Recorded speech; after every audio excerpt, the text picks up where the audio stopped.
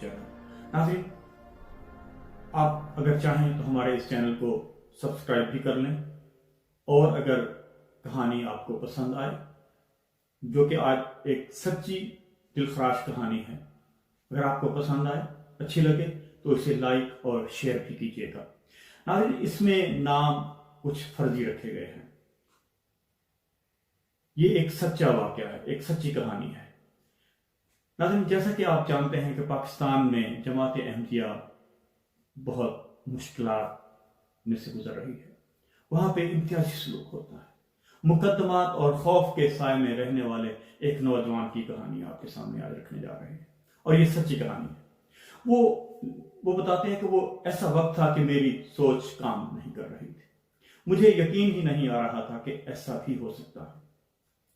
Call यानी phone मेरे अबू के नंबर से ही आया था, इसलिए मैं हॉस्पिटल की तरफ भागा। वहां पहुंचा तो गेट पर मेरे अबू की लाश पड़ी थी। अपने अबू को ऐसे खून में लथपथ देखकर मेरे अफसान खता हो गए। वो ऐसा मंजर था जो मैं सारी जिंदगी भुला नहीं सकता। जिस दिन 26 साल सॉफ्टवेयर इंजीनियर अदनान शब्बीर, ये एक फर्जी नाम है, को ये फोन कॉल मौसूल हुई, वो दिन उसके लिए किसी कयामत से कम नहीं था। नाज़रीन, आखिर क्या वजह थी कि अदनान के बूढ़े वालिद को इस तरह सरेआम गोलियां मारकर कत्ल कर दिया गया? उनका कसूर सिर्फ यह था कि वो पाकिस्तान के मजहबी अकलियती अहमदी कम्युनिटी से ताल्लुक रखते थे और पाकिस्तान को अपना वतन कहते थे।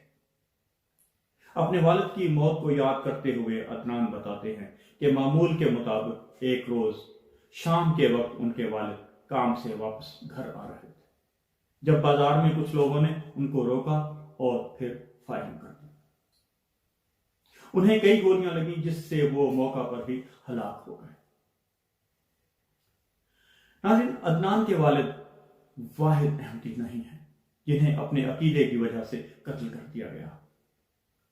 जमात अहमदिया पाकिस्तान के मुताबिक सन 1984 से अब तक 277 से ज्यादा अहमदी हलाक हो चुके हैं, 277 से ज्यादा।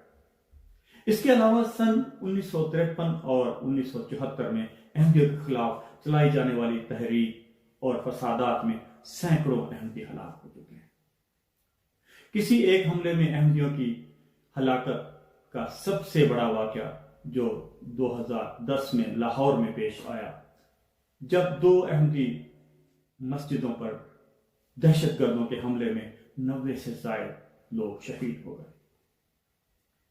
नाज़रीन, एक ऐसे मुल्क में जिंदगी गुजारना कितना मुश्किल, कितना कठिन है, और अदनान शब्बीर और उनके मजहब से ताल्लुक रखने वाले दीगर अफराद मजहबी इंतहा पसंदी और नफरत के बायस किस तरह रोजाना जान हथेली पर लिए फिरते हैं।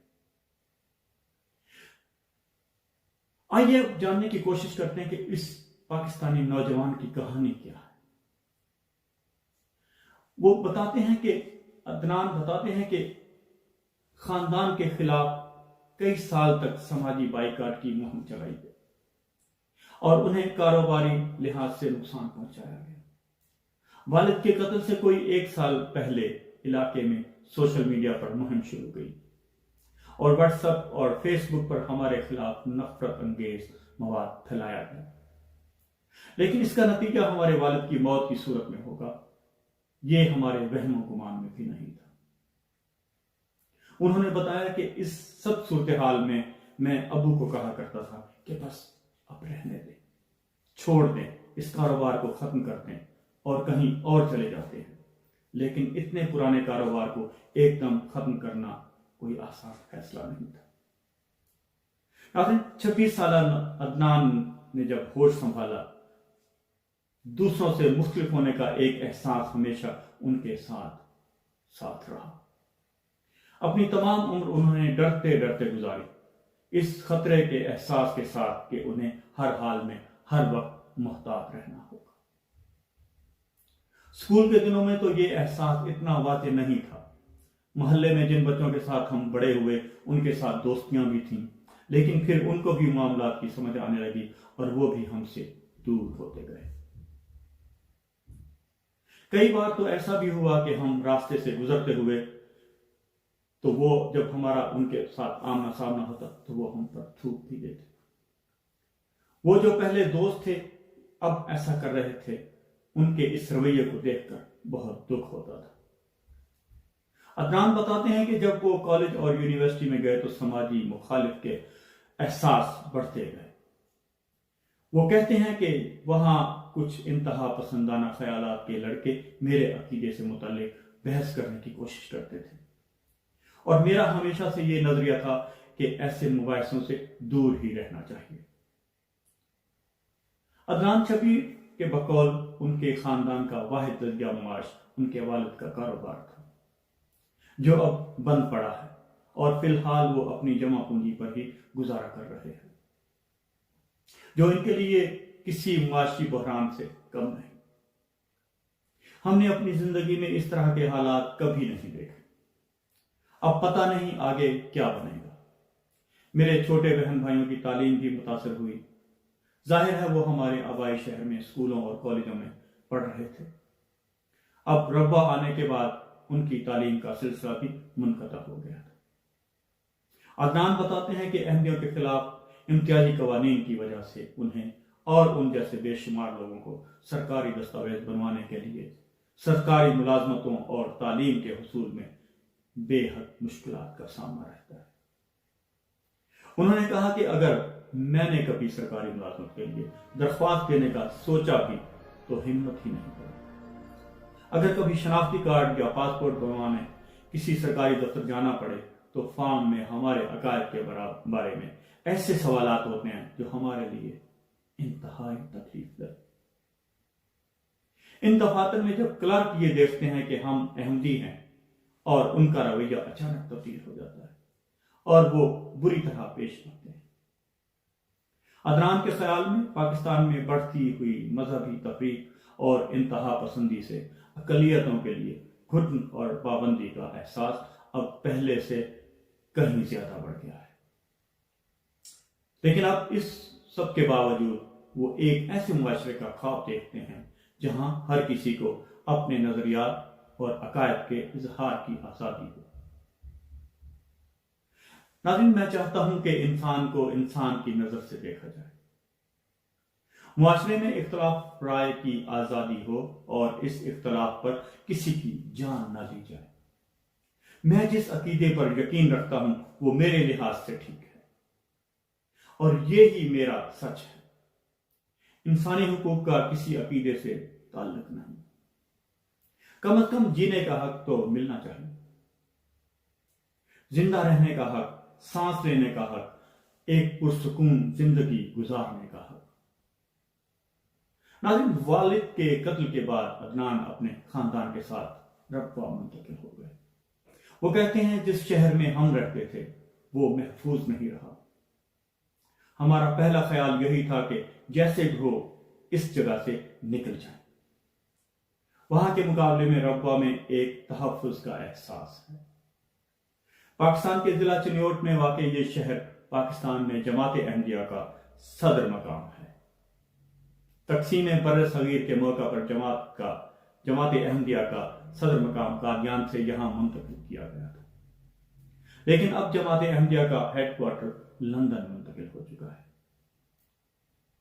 60,000 آبادی کے شہر ربوہ کی تقریباً 95% آبادی احمدی کمیونٹی سے تعلق رکھتی ہے۔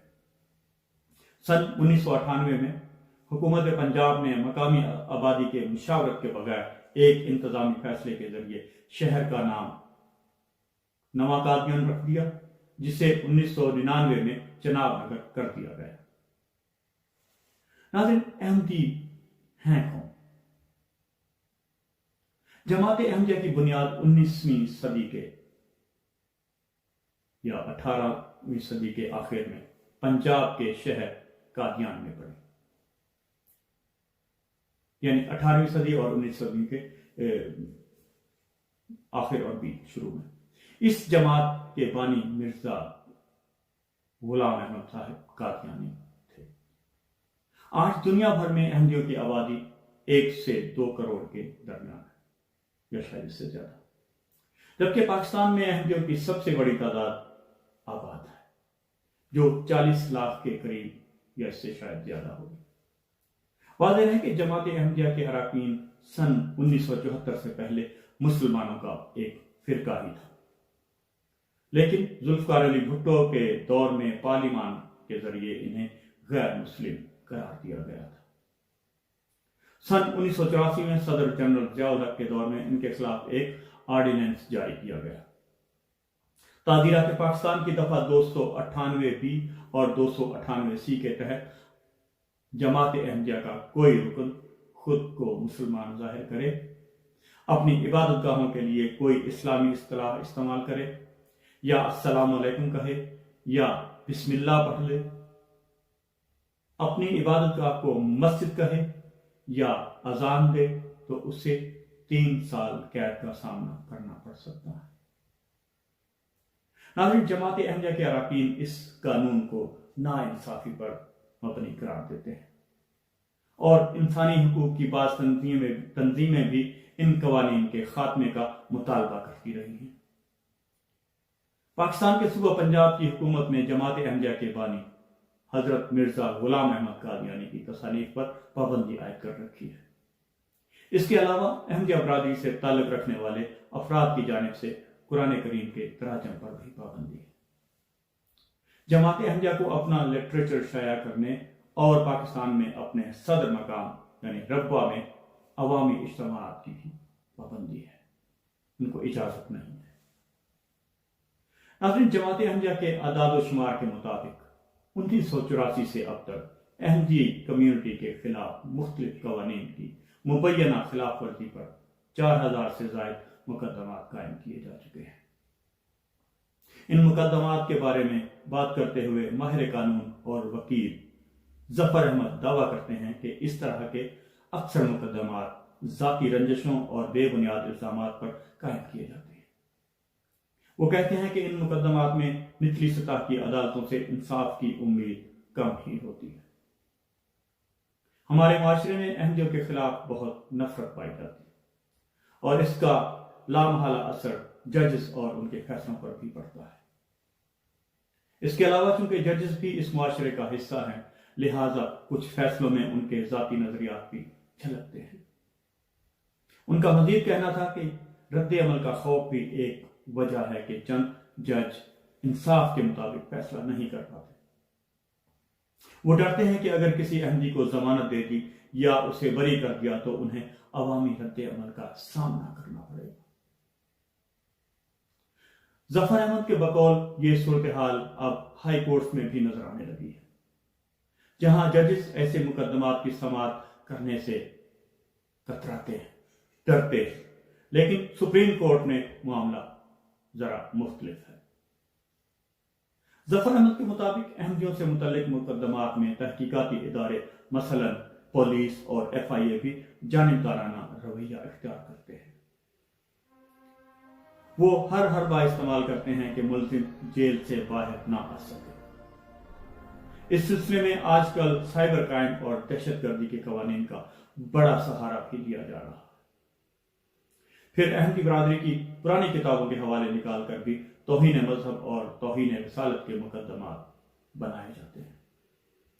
اس قانون کے تحت 3 احمدی افراد کو سزائے موت بھی دی جا چکی ہے، لیکن ان کی اپیلیں ہائی کورٹ میں زیر سماعت ہیں۔ ناظرین، وکیل اور ماہر قانون دان ظفر احمد سمجھتے ہیں کہ وہ موجودہ صورتحال میں احمدیوں کے خلاف امتیازی قوانین کو مکمل ختم کر دینا ممکن نہیں۔ وہ کہتے ہیں کہ یہ حکومت کی ذمہ داری ہے کہ وہ دیکھے کہ آیا ان قوانین کا غلط استعمال تو نہیں ہو رہا۔ حکومت کو چاہیے کہ تحقیقاتی اداروں پر نظر رکھے اور یہ یقینی بنائے کہ وہ احمدیوں کے خلاف استعمال نہیں ہوں گے۔ ظفر احمد کے مطابق ریاست کی ذمہ داری ہے کہ وہ مذہبی عقائد سے بالاتر ہو کر تمام شہریوں کو برابر کے حقوق دے۔ اگر ایسا نہیں کیا گیا تو معاملہ صرف احمدیوں تک نہیں رہے گا، بلکہ یہ مذہب اسلام کے مسالک تک بھی جا سکتا ہے۔ یہ نہ ہو کہ کل کوئی مخصوص گروہ اپنے مخالفین کے خلاف یہ قوانین استعمال کرنے لگ جائے۔ انسانی حقوق اور مذہبی آزادی کی بین الاقوامی تنظیمیں پاکستان میں احمدی کمیونٹی کے افراد کے خلاف امتیازی سلوک کی نشاندہی اور حکومت پاکستان سے اس کی روک تھام کا مطالبہ کرتی رہی ہے۔ گزشتہ برس نومبر میں human rights watch, Amnesty International اور international commission of justice ICJ نے ملک میں احمدیوں کے خلاف بڑھتے ہوئے پرتشدد واقعات پر اپنی تشویش کا اظہار کیا تھا۔ ایک بیان میں ان اداروں نے احمدی برادری سے تعلق رکھنے والے افراد کے خلاف جرائم میں پاکستانی حکومت کو خاموش تماشائی قرار دینے کے ساتھ ساتھ کچھ واقعات میں ان جرائم کی حوصلہ افزائی کا ذمہ دار بھی ٹھہرایا تھا۔ ناظرین، اگر آپ کو آج کی ہماری یہ ویڈیو اچھی لگے اسے لائک اور شیئر ضرور کیجیے گا، اور اگر ہو سکے تو ہم آپ کے کمنٹس کو بھی دیکھنا چاہیں گے۔ آپ کا اس رپورٹ کے بارے میں یا اس ویڈیو کے بارے میں، آج کی جو یہ ویڈیو ہے اس کے بارے میں آپ کا کیا خیال ہے، آپ کے تاثرات کیا ہیں، جو باتیں اس میں ہوئی ہیں ان کے بارے میں اگر آپ اپنے کمنٹس سے ہمیں آگاہ کریں تو ہمیں بہت حوصلہ ملے گا۔ ملتے ہیں ایک اگلے ویڈیو میں۔ اللہ